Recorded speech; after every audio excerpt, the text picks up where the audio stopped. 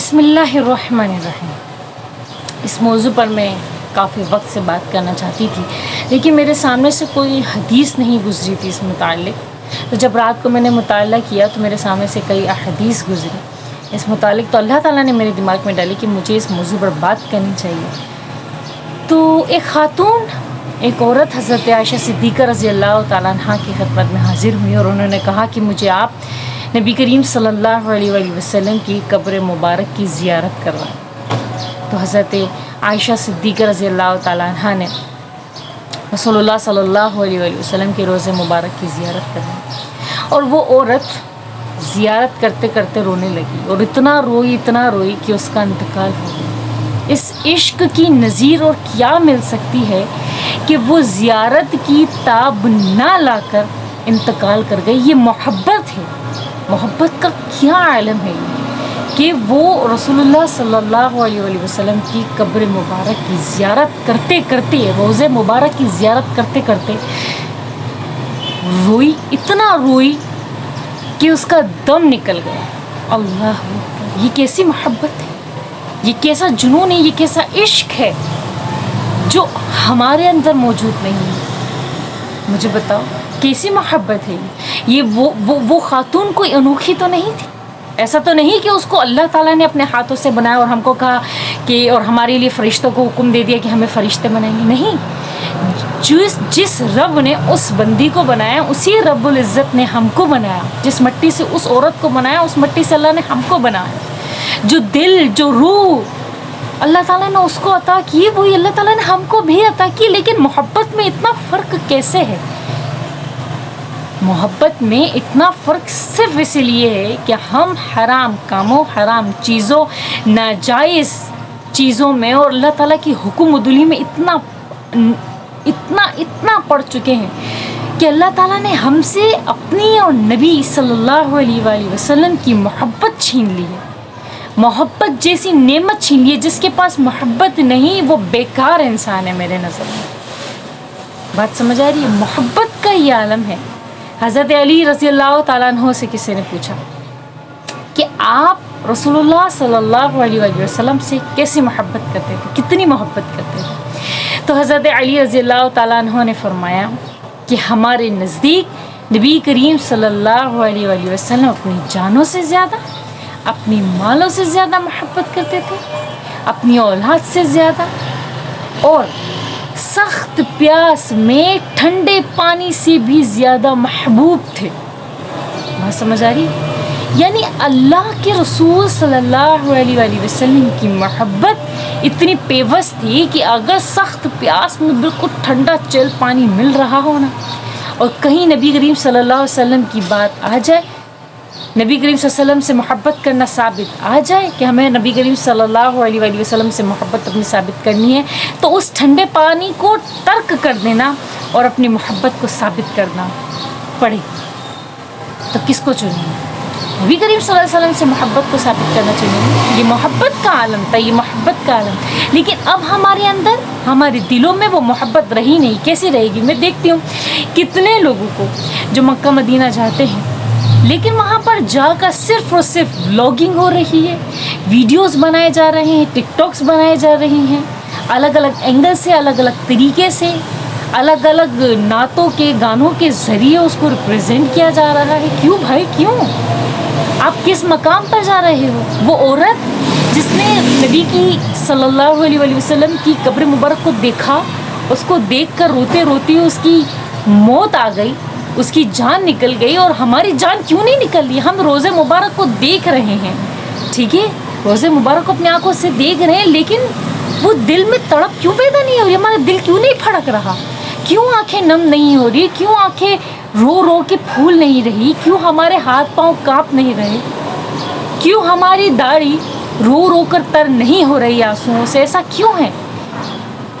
سیدھا موبائل میں ہاتھ ہوتا ہے، ویڈیوز ہو رہی ہیں، بلاگنگ ہو رہی ہے۔ یہ کیا ہے؟ یہ اللہ تعالیٰ کا عذاب ہے، اللہ تعالیٰ کے وعید کا شکار ہو۔ اللہ تعالیٰ نے محبت چھین لی، اس چیز کا اندازہ کسی نے لگایا ہی نہیں ابھی تک۔ اللہ تعالیٰ نے محبت کی لذت چھین لی اپنے نبی سے اور اپنی محبت سے۔ بات سمجھ آ رہی ہے؟ اللہ تعالیٰ نے اس متعلق قرآن مجید میں ایک وعید بھی وارد کری ہے. میں آپ کو بتاتی ہوں کہ اللہ تعالیٰ ارشاد فرماتے ہیں کہ آپ ان سے کہہ دیجئے کہ اگر تمہارے باپ اور تمہارے بیٹے اور تمہارے بھائی اور تمہاری بیویاں اور تمہارا کنبہ اور وہ مال جو تم نے کمائے ہیں اور وہ تجارت جس میں نکاسی نہ ہونے کا تم کو اندیشہ ہو اور وہ گھر جن کو تم پسند کرتے ہو، اگر یہ سب چیزیں تم کو اللہ سے اور اس کے رسول صلی اللہ علیہ وآلہ وسلم سے اور اس کی راہ میں جہاد کرنے سے زیادہ پیاری ہو تو تم منتظر رہو یہاں تک کہ اللہ تعالیٰ اپنا حکم بھیج دے، اور اللہ تعالیٰ بے حکمی کرنے والوں کو ان کے مقصود تک نہیں پہنچاتا ہے. بات سمجھ آ رہی ہے؟ اللہ تعالیٰ نے کتنی بڑی وعید طاری کر دی ہے، کتنی بڑی وعید ہمارے سامنے رکھ دی ہے کہ اللہ تعالیٰ عنقریب اپنا حکم بھیج دیں گے. اپنا حکم بھیجنا مطلب اپنا عذاب دے دیں گے. لیکن ہمیں اس چیز کا بالکل بھی فکر ہی نہیں ہے، خوف ہی نہیں ہے. ایک واقعہ میرے سامنے سے گزرا تھا، واللہ عالم کیسے گزرا تھا، لیکن وہ واقعہ میرے ذہن نشین ہو گیا ہے کہ ایک شخص جب وہ خانہ کعبہ کی زیارت کرنے گیا، مکہ گیا، تو وہاں پہ اس نے لوگوں کو دیکھا کہ لوگ گر رہے ہیں، رو رہے ہیں، اپنی گھٹنوں کے بل بیٹھے ہیں اور خانہ کعبہ کی زیارت کرتے کرتے بس رو رہے ہیں، صرف اور صرف رو رہے ہیں. اور وہ دیکھ رہے ہیں کہ مجھے رونا نہیں آ رہا، میں بھی زیارت کر رہا ہوں لوگوں کی طرح پہلی مرتبہ، لیکن مجھے رونا نہیں آ رہا. ایسا کیوں ہو رہا ہے؟ یہ کتنی بڑی تکلیف دہ بات ہے کہ یا اللہ مجھے ایسا لگتا تھا کہ میرے کیا حالت ہوگی جب میں خانہ کعبہ کو دیکھوں گا. تو میں خانہ کعبہ کو دیکھ رہا ہوں لیکن یا اللہ مجھے رونا کیوں نہیں آ رہا. وہ اتنا سخت پریشان ہوا، تکلیف میں آیا کہ یا اللہ یہ میرے ساتھ کیا ہو گیا، تو نے مجھ سے اپنی محبت کی لذت چھین لی کہ میں تیرے گھر کی زیارت کر رہا ہوں لیکن میری آنکھیں نم نہیں ہو رہی، میرا دل نہیں تڑپ رہا، میرا دل منہ میں نہیں آ رہا اچھل کے کہ میں تیرے گھر کی زیارت کر رہا ہوں اور میں صرف دیکھ رہا ہوں لیکن مجھے کوئی محسوس نہیں ہو رہا کچھ بھی. لیکن یہاں پہ لوگ تڑپ رہے ہیں، دیکھ رہے ہیں، آنسو سی ان کی داڑھی تر ہو رہی ہے، گھٹنوں کے بل گر گئے تیرے گھر کو دیکھ کر. لیکن وہ حالت میرے اندر کیوں نہیں آ رہی؟ وہ اس لیے نہیں آ رہی کہ جب ہم اپنی آنکھوں سے حرام چیزوں کو دیکھتے رہیں گے، جب ہمارے ہاتھ حرام چیزوں میں، ناجائز چیزوں میں پڑتے رہیں گے، جب ہمارے پاؤں حرام چیزوں اور ناجائز کاموں میں چلتے رہیں گے، تو اللہ تعالیٰ جائز حلال پاکیزہ چیزوں سے ہم سے وہ محبت چھین لیں گے. بات سمجھ آ رہی ہے؟ وہ لذت چھین لیں گے، جو لذت ہمارے اندر، وہ محبت جو ہمارے اندر ہونی چاہیے مسلمان ہونے کی حیثیت سے. مومن تو ہم بن ہی نہیں سکتے. رسول اللہ صلی اللہ علیہ وآلہ وسلم نے فرمایا، حضرت انس رضی اللہ تعالیٰ عنہ کی روایت ہے، نبی کریم صلی اللہ علیہ وسلم نے فرمایا کہ وہ شخص مومن ہرگز نہیں ہو سکتا جب تک اس کو مجھ سے محبت اپنے باپ سے، اپنی اولاد سے اور تمام لوگوں سے زیادہ نہ ہو. کیا ہمیں رسول اللہ صلی اللہ علیہ وآلہ وسلم سے ویسی محبت ہے کہ کیا ہم اپنی پسندیدہ چیزیں قربان کر سکتے ہیں؟ نہیں کر پا رہے. ولاگنگ ہو رہی ہے، ویڈیوز بن رہی ہیں، ٹک ٹاک بن رہی ہے. نبی کریم صلی اللہ علیہ وآلہ وسلم کی محبت سے زیادہ محبوب تو اب موبائل ہو گیا ہے، ولاگ ہو گیا ہے، ویڈیوز ہو گئی ہیں، ٹک ٹاکس ہو گئے. میں کبھی مکہ مدینہ گئی نہیں، لیکن میں انشاءاللہ جاؤں گی. مجھے اتنا پکا ہے، اتنا پکا پتہ ہے مجھے، میں انشاءاللہ جاؤں گی. لیکن مجھے ایسا لگتا ہے کہ جب میں جاؤں گی تو میرا کیا عالم ہوگا، میں دیکھ کر میں کیا محسوس کروں گی. میں جب مدرسہ پڑھتی تھی نا تو ہمارے ایک استاد ہیں حضرت عبداللہ، تو مفتی عبداللہ صاحب ہمارے استاد پڑھاتے تھے ہمیں، بخاری ثانی پڑھاتے تھے. تو وہ جب پڑھاتے تھے نا، وہ ایسے پڑھاتے تھے کہ ہم حدیث پڑھتے پڑھتے میں وہاں پہنچ جاتی تھی. پچھلے زمانے میں نبی کریم صلی اللہ علیہ وسلم کے زمانے میں پہنچ جاتی تھی. مجھے ایسا لگتا تھا کہ سامنے میرے وہ چیز ہو رہی ہے، وہ جنگ ہو رہا ہے، وہ بیانات ہو رہے ہیں جو رسول اللہ صلی اللہ علیہ وسلم ہمیں حکم کرتے ہیں کیا ہے. تو ہمارے استاد ایسا پڑھاتے تھے تو میں وہاں پہنچ جاتی تو میرے آنسو ٹپ ٹپ بخاری کی کتاب پہ میرے گرتے چلے جاتے تھے. میرا یہ عالم اس وقت تھا. تو میں سوچتی ہوں کہ جب جس ہستی کی حدیثیں میں نے پڑھی ہیں، ٹھیک ہے، اب جب میں اس ہستی کی قبر مبارک کی، روضہ مبارک کی جب میں زیارت کروں گی تو میرا کیا عالم ہوگا؟ وہ عالم کیا مجھے نہیں سمجھ میں آتا کہ شاید میں زندہ رہ پاؤں گی کہ نہیں رہ پاؤں گی. مجھے ایسا لگتا ہے کہ شاید مجھے بھی مر جانا چاہیے، کیونکہ رسول اللہ صلی اللہ علیہ وسلم نے ہم سے اتنی شدت سے محبت کی ہے کہ اپنی ساری زندگی صرف اور صرف امتی امتی امتی امتی کرا ہے. ہر جگہ صرف اپنی امت کے لیے اللہ کے رسول صلی اللہ علیہ وآلہ وسلم نے اللہ سے دعا مانگی. لیکن ہم کیا کرتے ہیں؟